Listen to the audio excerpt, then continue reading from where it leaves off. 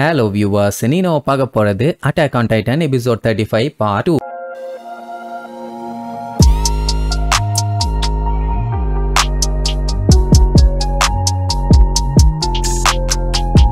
Open பண்ணா ஒரு சின்ன ஃபிளாஷ்பேக் ஒன்று காட்டுறாங்க. அப்போ ஒரு 2 பேர், அதுல ஒருத்தன் பாத்தீங்கன்னா அந்த பிரீஸ்ட், அவங்கிட்ட கூட வந்தவன் என்கிட்ட இப்போதைக்கு இவங்க தான் இருக்காங்க, இந்த 4 பேர்த்துல யார வேணாலும் செலக்ட் பண்ணிக்கிங்கம்மா. யாரான்னு பார்த்தா ஒரு 4 அனாதை குழந்தைங்க. அதுல ஒரு பொண்ணை சூஸ் பண்ணிட்டு, ஓகே இந்த பொண்ணு சரிப்பட்டு வருவா, நீ இனிமேட்டு எங்க கூட தாமா இருக்க போற, உனக்கு பிராண்ட் நியூ லைஃப் இருக்குது, புது பேரும் கிடைக்க போகுதுன்னு சொல்லி கூட்டு போவான். அப்ப அவ கூட இருந்தவங்க எல்லாத்தையுமே விட்டுட்டு போறது அவளுக்கு கவலை தான். ஆனா ஒரு நல்ல லைஃப் கிடைக்கும்னு ஒரு நம்பிக்கையில அவளையே அவன் ஏமாத்திக்கிட்டா. அதுதான் அவளையே அவ முதல் டைம் ஏமாத்திக்கிட்டது.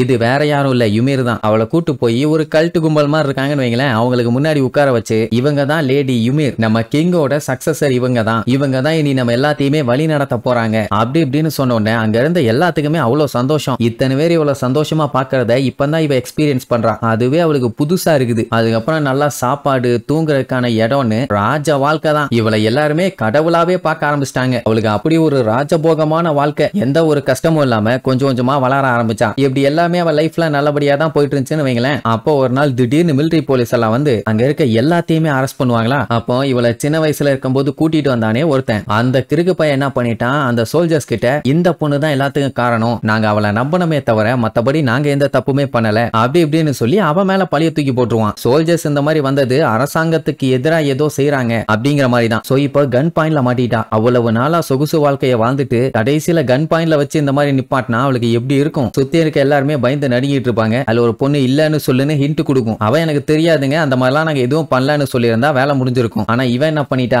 அதெல்லாம் சொல்லாம இவங்க எல்லாத்தையும் காப்பாத்துறங்கிற பேர்ல, ஆமா நான் தான் யுமீர், கிங்கோட சக்சஸர் நான் தான் அப்படின்னு அவளே வாய விட்டுட்டா. சரி கிங்கோட சக்சஸர்னா அப்ப அடுத்த கிங் தானே, இவங்களை விட்டுருவாங்கன்னு பார்த்தா நிலைமை இன்னும் மோசமாயிருச்சு. அத்தனை பேரையும் கட்டி தரன்னு எழுத்துட்டு போய் அட்டி பொலந்து கட்டிடுவாங்க. மக்கள்லாம் கல்ல விட்டு அடிப்பாங்க. இப்படி ஒரு ட்விஸ்டை இவ எதிர்பார்க்கவே இல்லை. அதுக்கப்புறம் இவங்களை கொண்டு போய் ஜெயில போடுவாங்கன்னு பார்த்தா அதெல்லாம் இல்ல, மேல செவுத்துல இருந்து ஒரு குத்தி ஒரு மிதி கீழே போய் போத்துன்னு விழுவாங்க. அப்படி அந்த பொண்ணு கீழே வந்தோன்னா பாத்தீங்கன்னா ஒரு வெளிச்சம் ஒண்ணு வரும். இவ கதறுவா, நான் கெஞ்சி கேட்கிறேன் நீ விட்டுருங்கன்னு. ஆனா அவன் கேட்கவே இல்ல, புடிச்சு ஒரே மிதி. அப்பதான் இவ புரிஞ்சுக்கிட்டா இது அவளோட பனிஷ்மெண்ட்னு. அதுக்கப்புறம் தான் மேடம் பாத்தீங்கன்னா டைட்டனா மாறி இருக்கா. பனிஷ்மெண்ட்னு சொன்னது மக்களை இவ ஏமாத்தினதுக்காக இல்ல, இவளை இவ ஏமாத்திக்கிட்டதுக்காக. அவளையே அவ கன்வின்ஸ் பண்றேன்னு மாத்தி பொய் மட்டும் தானே சொல்லிட்டு இருந்தா. சோ இப்படியே டைட்டனா பல ஆண்டுகள் அங்கன்னு சுத்திட்டு இருந்தவ ஒரு கட்டத்துல அங்க போது ரொம்ப முடியாம அப்படியே படுத்து தூங்க ஆரம்பிச்சிட்டான். அப்படி தூங்கினவ மண்ணில கம்ப்ளீட்டா புதஞ்சிட்டான்னா பாருங்களேன். ஆனாலும் அவளுக்கு ஒன்னும் ஆகாது. 50 வருஷம் கழிச்சு அப்படியே வெளியில எந்திரிச்சு வருவான். அப்பதான் அந்த இடத்துல ஆனி, ரெய்னர், பெர்டோல்ட், அப்புறம் அவனோட ஃப்ரெண்ட் இன்னொருத்தன், இப்படி எல்லாரும் இருந்திருப்பாங்க. ரெய்னரை தான் அவ புடிச்சு திங்க வந்திருப்பான். ஆனா குறுக்க அவன் ஃப்ரெண்ட் வந்து காப்பாத்துறேன்னு அவனோட உசுர விட்டுட்டான். நல்லா வெளுன்னு வெளுத்து கட்டிட்டான்னு வைங்க. அதுக்கப்புறம் அவ கண்ணை திறந்து பார்க்கும்போது அவன் நார்மல் மனுஷி ஆயிட்டா. அது மட்டும் இல்லாம அவளுக்கு ஒரு ஃப்ரீடம் கிடைச்ச மாதிரி இருந்துச்சு. அதுவும் முடிவில்லாத ஒரு ஃப்ரீடம். அவ்வளவு சந்தோஷம். அப்புறம் என்ன பண்ணிட்டா, சாப்பாட்டுக்காக நார்மல் மக்கள் கூட போய் சேர்ந்துகிட்டு திருடிக்கிட்டு அவளுக்கு வேணுங்கிற இடத்துல தங்கிக்கிட்டு அப்படி இப்படின்னு திருட்டு தொழில பக்காவா பண்ணிட்டு இருந்தான்னு வைங்களேன். அப்படித்தான் ஒரு நாள் சர்ச்சில் திருட போகும்போது கிறிஸ்டாவை பத்தி 2 பேர் பேசுறத கேட்டுட்டு பயங்கரமா ஷாக் ஆயிட்டா. இவளை எப்படி போட்டு தள்ளாங்களோ அதே மாதிரி தான் அவளையுமே பண்ண பாக்குறாங்க. ஆனா அவன் நிஜமான ராயல் ஃபேமிலி தான். அதுக்கப்புறம் தான் மேடம் அவளுக்காண்டி சோல்ஜரா வந்து ஜாயின் பண்ணிருப்பாங்க. அதுக்கப்புறம் அவ கூடவே இருந்து அவளுக்கு சப்போர்ட் பண்ணிட்டு இருக்கும் போது தான் தெரியுது அவளுமே இவள மாதிரி தான் அவளையே அவ ஏமாத்திக்கிட்டு இருக்கான்னு. அதாவது அவகிட்டயே அவ போய் சொல்லிட்டு இருக்கான். 2 பேத்துக்கு நடுவுலயும் ஒரு நல்ல பாண்டிங்கும் வந்துருச்சு. சோ இதெல்லாம் யோசிச்சு பார்த்துட்டு எல்லா டைமும் அவகிட்டயே அவ போய் சொல்லிட்டு இருந்தா நல்லா இருக்கும், இதெல்லாம் சரியா இருக்கும் அப்படி அப்படின்னு. ஆனா இந்த டைமும் அதே மாதிரி போய் சொல்லிட்டு போனான்னா போன டைம் நடந்த மாதிரியே நடந்துருமோ, நான் இனி உண்மையா இருக்க போறேன்னு முடிவு பண்ணிட்டான். இந்த டெரைன்லயே நான் தான் ரொம்ப ஸ்ட்ராங்கான ஆளு, அதனால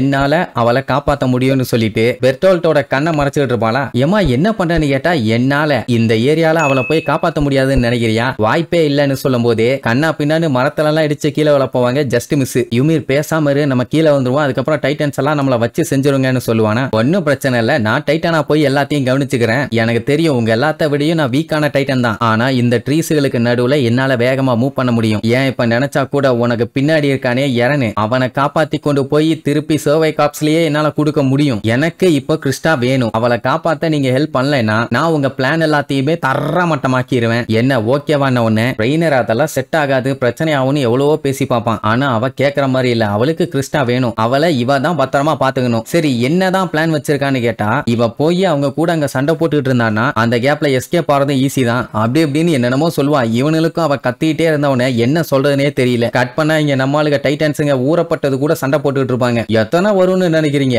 எதுகிட்ட இருந்து எஸ்கேப் ஆல பொல்லந்து கட்டிட்டு போவாங்க. அந்த டைம் காட்டுக்கு நடுவுல பயங்கரமான வெளிச்சம். அதாவது யாரோ ஒருத்தர் டைட்டனா மாறிட்டாங்க. வேற யாரும் இல்ல, யுமிர் தான். அத நம்மளுக்கு எல்லாருமே பாத்துட்டாங்க. காட்டுக்கு நடுவுல இப்படி ஒரு வெளிச்சம் வருதுன்னு. சரி ரைட், எல்லா ட்ரூப்ஸும் சீக்கிரமா இறன கண்டுபிடிங்க. காட்டை சுத்தி வளைங்கன உடனே டைட்டன்ஸுங்க கூட சண்டை போறதை விட்டுட்டு அப்படியே காட்டை சுத்த ஆரம்பிச்சிருவாங்க. அதுல ஒரு சில பேர் டைட்டன்ஸ் கிட்ட மாட்டி சிக்கி சின்னாபின்னம் ஆயிட்டு இருப்பாங்கன்னு வைங்களேன். இப்ப இவங்களோட ஆப்ஜெக்டிவ் என்னன்னா இந்த டைட்டன்ஸுங்க கூட சண்டை போட்டு அதுகளை ஜெயிக்கிறது இல்ல, இறனை காப்பாத்தி கொண்டு வரது மட்டும்தான். அதனால ஹார்ஸ் எல்லாத்தையுமே ஒரே இடத்துல வச்சுக்கோங்க. எனிமி எங்க இருக்கான்னு கண்டுபிடிச்சிட்டு அவங்களோட லொகேஷனை நம்ம டீமுக்கு அனுப்புங்க அப்படின்ட்டு ஹன்னஸ் ஒரு சைடு அவரோட டீமோட போவாரு. மிகாசா ஆர்மின்னு அவங்க எல்லாம் ஒரு சைடு போயிட்டு இருப்பாங்க. இப்படி காட்டுக்குள்ள ஒரு வழியா இறங்கியாச்சு. அதே நேரம் அங்க யுமிரும் வந்துட்டா. அவளை பார்த்த உடனே போனி பக்கத்துல போய் நின்னுட்டு ஏய் இருங்கப்பா, இவ தான் யுமிர், இவளை அட்டாக் பண்ணாதீங்க, டைட்டன் ஃபார்ம்ல இருக்கா. ஏ யுமிர் உனக்கு என்னாச்சு? லூசா நீ? லூசு மாதிரி பண்ணிட்டு இருக்க. சரி எரனு ரைனர் பெர்டோல்ட் இவங்க எல்லாம் எங்க சொல்லு அப்படின்னு கேட்டா அவன் பேசுறத அவ கண்டுக்கவே இல்ல. சுத்தி சுத்தி சுத்தி சுத்தி பாத்துக்கிட்டே இருப்பான். மிகாசாக்கு ஒரே குழப்பம். ஆமா எதுக்கு இவ இப்ப டிரான்ஸ்ஃபார்ம் ஆனா? ரைனர் பெர்டோல்ட் கூட சண்டை போடுறதுக்காகவா இல்ல அங்க இருந்து தப்பிச்சு வந்துட்டாலோன்னு கூட ஒரு டவுட். சரி இப்ப அவங்க எங்க இருக்காங்க, ஏதாச்சும் சொல்லு, ஏதாச்சும் பிரச்சனையா அப்படின்னு கேட்டாலும் வாயை திறக்க மாட்டான். போனி அவன் மேல ஏறி மிதி மிதி மிதி மிதின்னு கண்ணா பின்னாடி மிதிப்பான். எங்களுக்கு டைம் இல்ல மென்டலு அப்படி இப்படின்னு. அரவிந்த் பார்த்தோன்னே கண்டுபிடிச்சிட்டான் யாரோ ஒருத்தரை தேடிட்டு இருக்கான்னு. அதுவும் ஒவ்வொருத்தரும் மூஞ்சா பாத்துக்கிட்டு இருக்கும் போதே சொல்லிட்டான் அவன் பர்டிகுலரா யாரையோ தேடுறான்னு. அப்ப யுமிர்னு கிறிஸ்டா கத்திட்டு வருவான். அவளை பார்த்தோன்னே அவளுக்கு அவ்வளவு சந்தோஷம். பட் இவளோட சத்தம் கேட்ட உடனே பாஞ்சு போய் வாயை ஓபன் பண்ணுவா. ஆத்தாடின்னு ஷாக் ஆகும் போதே லபக்குன்னு ஒரு கவ்வு. இதை லைவா பாத்துக்கிட்டு இருந்த அத்தனை பேரும் மிரண்டுருவாங்க. என்னங்கடா கிறிஸ்டாவ ஒரே கல்ப்ல லபக்குன்னு தின்னுட்டான்னு. அதுக்கப்புறம் அங்க இருந்து தப்பிச்சு ஓடுவா பாருங்க, சரியான வேகம். அவ என்ன பண்றா ஏது பண்றான்னு கூட யாராலையும் கெஸ் பண்ண முடியல. அவ்வளவு வேகத்துல போவா. அவ எதுக்காக இப்படி பண்ணா, ஏன் இப்படி பண்ணான்னு எல்லாத்துக்கும் ஒரே குழப்பம். அண்ட் இன்னொரு விஷயம் என்னன்னா அவ இவங்க சைடு இல்லன்னு இப்ப தெரிஞ்சு போச்சு. இப்ப அவ இவங்களுக்கு எகென்ஸ்டா மாறிட்டா. ரெய்னருக்கும் பெர்டோல்ட்டுக்கும் சப்போர்ட் பண்ண ஆரம்பிச்சிட்டா. இப்படின்னு இவங்க பேசிட்டு இருக்கும் போதே அவ போக வேண்டிய இடத்துக்கு போய் சேர்ந்துருவா. இவளுக்காண்டி ரெய்னரும் பெர்டோல்ட்டும் அங்க வெயிட் பண்ணிட்டு இருந்திருக்காங்க. இவ வந்த உடனே ரெய்னர் அவன் கையை எடுத்துக்கிட்டு டைட்டனா மாதிரி வேகமா ஓட ஆரம்பிப்பான். அவங்க ரெண்டு பேரும் முதுகுல ஏறி உட்காந்துக்குவாங்க. சோ இறனை தூக்கிக்கிட்டு இப்ப அந்த காட்டை விட்டு தள்ளி போயிட்டாங்க. இதெல்லாம் ஷாக்கா பாத்துக்கிட்டு இருக்கும் போது ஹன்னஸ் வந்து என்னடா வேடிக்கை பாத்துக்கிட்டு இருக்கீங்க, எலப்புங்கடா உடனே குதிரை எடுத்துட்டு சும்மா மின்னல் வேகத்துல வெறி கொண்டு விரட்டுவாங்க. இந்த டைம் உயிரே போனாலும் சரி எப்படியாச்சும் இறனை காப்பாத்தியே தீரணும்னு அத்தனை பேரும் அப்படி வெறியில போயிட்டு இருக்காங்க. சரி இனி இதுக்கப்புறம் இறனை அவங்க காப்பாத்துறாங்களா இல்ல இறனை அவன் கூட்டிட்டு போயிட்டானான்னு அடுத்தடுத்த எபிசோட்ல பார்க்கலாம். டாடா.